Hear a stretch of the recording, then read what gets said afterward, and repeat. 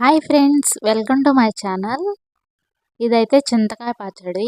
మీరు ఎప్పుడు రొటీన్గా ఎలా చేస్తారో నాకైతే తెలియదు. నేనైతే నా స్టైల్లో ఇలా చేస్తాను. మీరు ఒకసారి తప్పకుండా ట్రై చేయండి.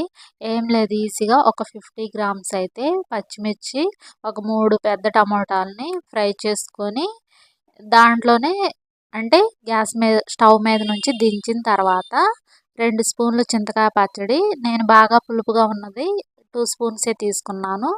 దాంట్లోనే ఒక 50 గ్రామ్స్ పల్లీలు వేయించుకొని దాంట్లో కలిపేసి పక్కన పెట్టుకున్నాను, అది ఆరే వరకు. ఈలోపు అయితే మనం కొంచెం వాటర్ వేసుకున్నాం అనుకో, మిక్సీ పట్టుకునేటప్పుడు ఈజీగా తిరిగేస్తుంది, మరి గట్టిగా లేకుండా ఉంటుంది. సో నేనైతే ఇలా చేస్తా. మీరు రోట్లో నూరుకునే వాళ్ళైతే వాటర్ ఏమి అవసరం లేదు. ఇంక ఇది ఆరేలోపు నేనైతే పోపు అయితే రెడీ చేసుకుంటున్నా.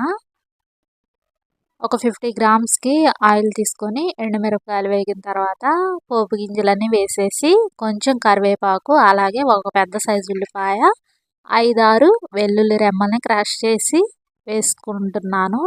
వెల్లుల్లి తినని వాళ్ళు ఇంగువైనా వేసుకోండి, టేస్ట్ అయితే ఎక్సలెంట్గా ఉంటుంది ఇంగువ కానీ వెల్లుల్లి కానీ వేస్తే.